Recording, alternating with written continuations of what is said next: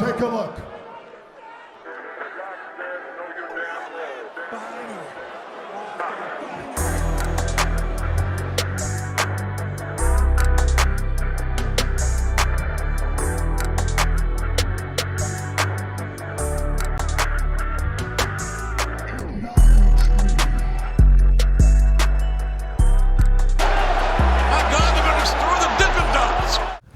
What's going on, guys? It's your boy Big Hero Chris back at you with another one. If you're new to the channel, go ahead and subscribe, give me a thumbs up, ring the notification bell, hit me up on Twitter, TikTok, the community post.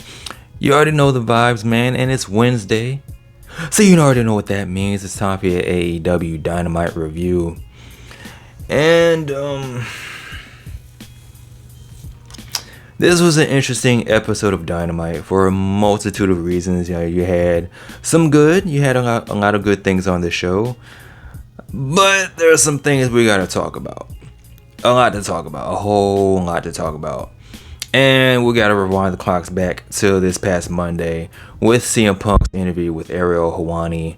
You know, he said a whole bunch of things about Vince McMahon, things about him returning to WWE, but the most noteworthy things were the things he said about AEW and Tony Khan. And CM Punk called Tony Khan a clown. He said he said a whole bunch of things about AEW, things about Jack Perry, things about his time there. You know, he feels how he feels. I mean, you can't take that away from him because, you know, those are his feelings and those are the things he experienced. So not taking it away from that. So, knowing how Tony Khan is, knowing how his social media game is, knowing how he goes on Twitter, a lot of people, myself included, were waiting for him to, you know, to post or tweet or do anything on Twitter. And to my surprise, and I'm very proud of him for doing this, he didn't tweet anything, nothing. He just kept it about Dynamite, you know, so good for him.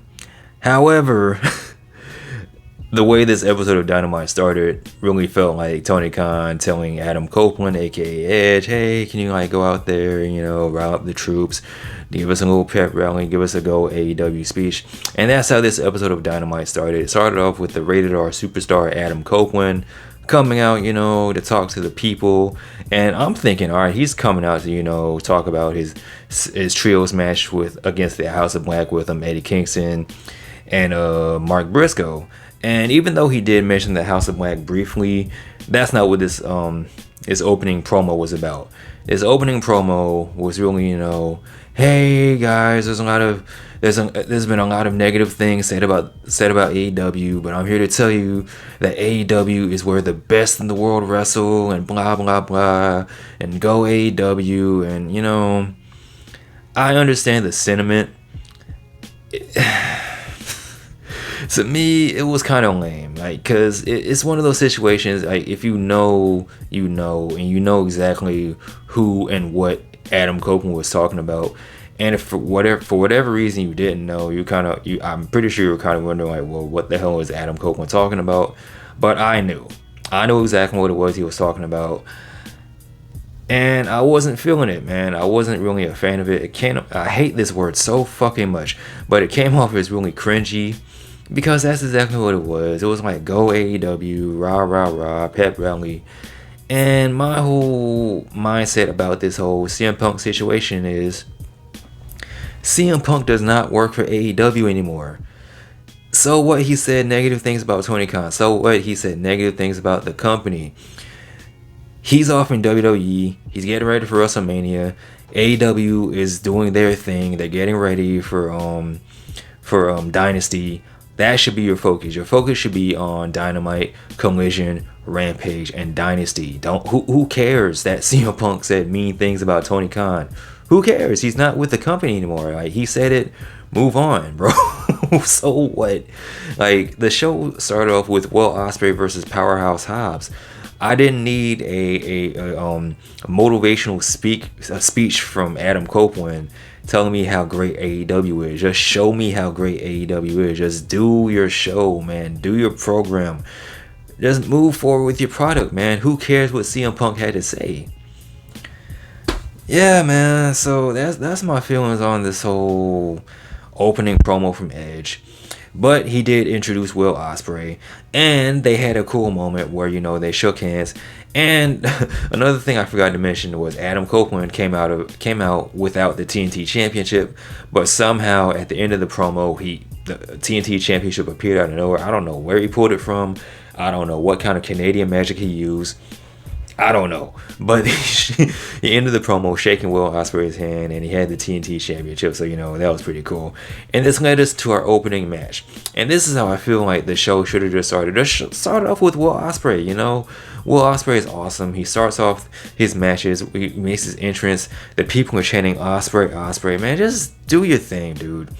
As far as this match between Powerhouse Hobbs and Will Ospreay, man, it was fun. And it really showcased the power of Powerhouse Hobbs, you know, because Will Ospreay's bumping his ass off. He's bumping like The Rock, like 99 Rock for Stone Cold Steve Austin. He's bumping like Dolph Ziggler. And it was really cool, man. And ultimately what it came down to was Will Ospreay hit the hidden blade on Powerhouse Hobbs, and he got the win. 1, 2, 3. Dope match, man. What's his name? Don Callis was on commentary, you know, doing his normal Don Callis thing. And, you know, they're trying to figure out, like, why do you have your two teammates wrestle? And he's like, oh, man, it's a whole iron sharper iron type deal. But I kind of feel like this is kind of leading to Will Ospreay getting excommunicado from the Don Callis family, because at this point, he's beaten everybody in the Don Callis family. So, and at the end of the match, he had Powerhouse Hobbs feeling some type of way with that, you know, because he lost. And he's upset. And Will Ospreay's like, hold on, bro, hold on. So, you know, Don Callis is trying to make peace. Will Ospreay leaves, and as Will Ospreay's leaving, Bryan Danielson comes out, and then they have a face-to-face moment, and that was a pretty cool shot. And you can kind of tell what they're doing with the whole Bryan Danielson Will Ospreay dynamic, kind of a game of one-upsmanship. Whatever you can do, I can do better. Danielson wrestles Shibata. Will Ospreay wants to wrestle Shibata. Will Ospreay wrestles a big dude. Bryan Danielson has to wrestle a big dude, and the big dude he wrestled was the Murder Hawk Monster, who murders nobody, but we love him anyway, Lance Archer. And this was a really fun match. You know, it reminded me of the good old Bryan Danielson days when he's wrestling dudes that are bigger than him, you know, and he's doing his underdog thing. He even busted out the yes chance, and Bryan Danielson ended up getting the win. And it was an overall fun match. So, you know, they're just continuing that build to Dynasty. And the match between Bryan Danielson and Will Ospreay, brothers, sisters, I cannot wait. And, you know, outside of that opening Edge promo, monologue, whatever, the first two matches of Dynamite were good. I'm like, okay, so I'm getting back into the show. You know, I'm feeling it. And then we had this goofy segment between Chris Jericho and Hook. Now, Chris Jericho comes out first. Now, last week you had Chris Jericho extending the olive branch, you know, extending his knowledge and more or less asking Hook, you know, to let him be his mentor or whatever. And for the most part, it looked like Hook accepted. But for some reason, we fast forward to this week where Chris Jericho calls out Hook. And it's like, this doesn't make sense because I thought y'all were cool. But Chris Jericho's whole hang-up was of what Hook said and the fact that, you know, Hook doesn't trust Chris Jericho, and rightfully so, because Chris Jericho is Chris Jericho. So then Hook comes out, and he pretty much says that he really reiterates the fact that he doesn't trust Chris Jericho. However, they're going to have a tag team match, I think, on either Collision or Rampage. I think it's going to be on Rampage. And they're going to end up wrestling Shane Taylor Promotions. And I'm like, this whole segment sucked. The crowd was booing Chris Jericho. Hook really isn't good on the mic. I don't care for this at all. I don't like it. Get Hook away from Chris Jericho. That's what I want, but it doesn't look like I'm getting or we're getting what we want, because a lot of people are not feeling this segment. They're not feeling Chris Jericho. You got booed, so who cares? And another thing I don't care about is the Bullet Club Gold's feud with the Acclaim. Now, the match itself between Jay White and Mr. Ass, I was like, okay, this should be interesting. You know, Billy Gunn, he's 60, but he still looks good for his age. However, Billy Gunn was beating up Jay White for the majority of this match. You know, he's just dominating Jay White. The match ends in a disqualification. You even saw the Acclaim get beat up by the Guns in the back. So you kind of figure that they were going to do that typical, distraction finish where Billy Gunn is distracted because his adoptive sons, the Acclaimed, are getting beat up, and maybe Jay White hits the surprise roll up. But that's not what happens. The match ended in disqualification. After the match, the Bullet Club come out, the Guns, the Ass Boys, that come out. They're beating up Billy Gunn, but the Acclaim miraculously makes a save, and they all fight and they punch for a little bit, and I just don't care, man. I don't care. I'm not really feeling the booking of Jay White. One thing I did like was the new designs for the Trio Championships, for the Ring of Honor Trio Championships. I like that. Outside of that, man, I don't care, man. Let's just get this match over and done with. Oh, brother. So it's kind of like the wrestling guys, the wrestling universe knew that me, the AEW Galaxy, the viewers, the people there needed to pick me up. So out comes Willow Nightingale, man. She's hyping up the fact that she's wrestling Julia Hart at Dynasty for the TBS Championship. And Willow's saying she's like, she feels like she's the underdog, but that doesn't stop her from smiling. She has ties, and I think they were in Worcester, and she starts naming landmarks in Worcester and whatnot. And she said that she's gonna be the smiling, curly-haired face of TBS. And I'm like, you tell him, Willow. But then we're joined by our CEO, Mercedes Moné. She comes out and she lets it be known that she's happy for Willow, good for you, blah blah blah. But whoever wins that TBS Championship, Mercedes Moné is going to be waiting for them at Double or Nothing. So Mercedes Moné is calling her shot. She says she's got next. And, I'm here for it.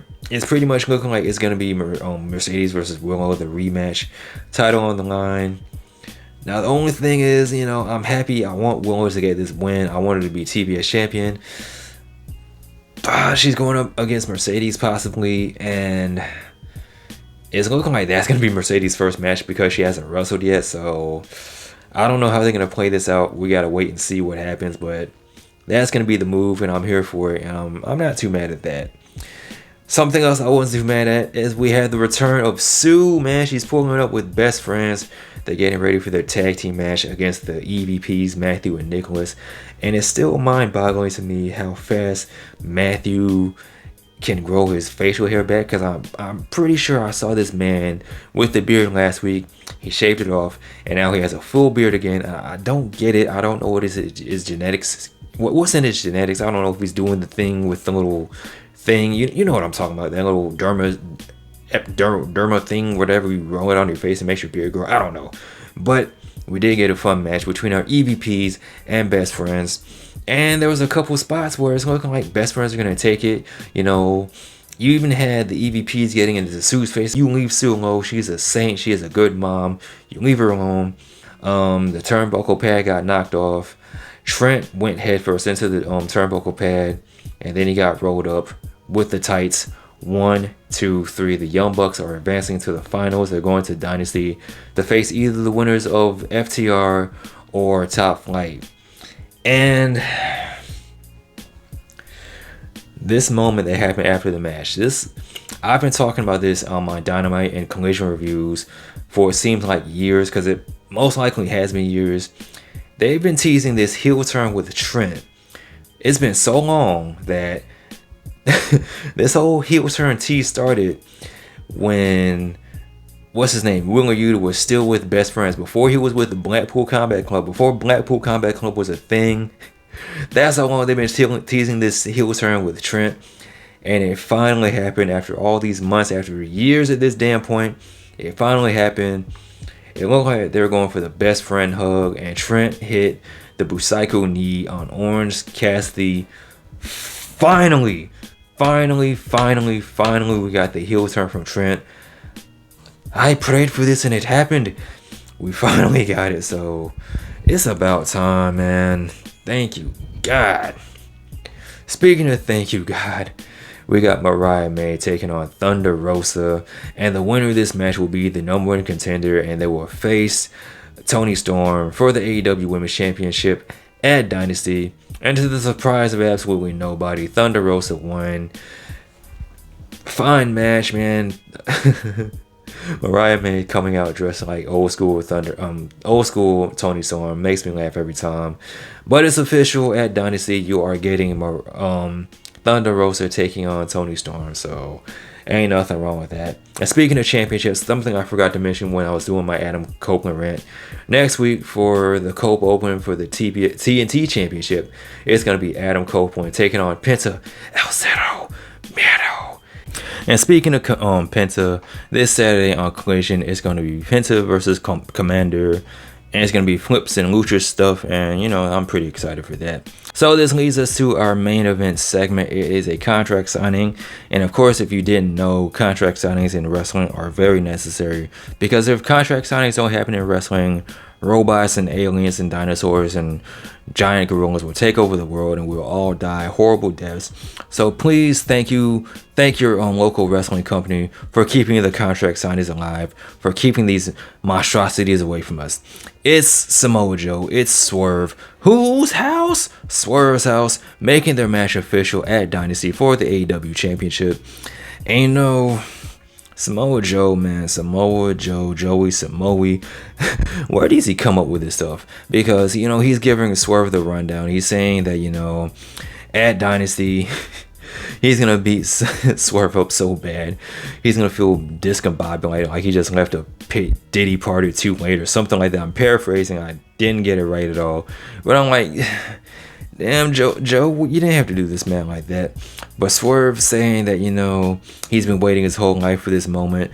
And at Dynasty, it's going to be Swerve's house because he's coming for the championship. And, you know, they fight after this, you know, chains are involved. Samoa Joe gets his hand on the chain and he's punching Swerve in the face. He even busts him open. Swerve's bleeding all over the place. Samoa Joe leaves. Swerve gets on the mic and says he loves this stuff. And then Samoa Joe looks befuddled and he comes back and he wants to beat him up some more. And then he ends up putting Swerve through the table. And that's how we end this week's episode of Dynamite. Was it Dynamite? Was it AEW's best episode of Dynamite? Absolutely not. There was some good stuff. You had a heel turn. You had a cool contract signing. You had some good matches to open up the show. But it wasn't AEW's best episode, man. Hopefully they turn this stuff around next week. Hopefully things get better. Hopefully they can just focus on their product and, you know, just do their thing, man. Don't worry about all the outside noise. Just continue to grow your product. The crowd looked good, man. From what I saw, it looked like a pretty nice sized crowd. Just focus on that. Just focus on, you know, giving the fans what they want. But that's enough ranting from me. That's the review. What did you think of this week's episode of Dynamite? Let me know in the comment section below. Of course, as always, like, comment, and subscribe. You guys take care. Bees, I'm out. Peace.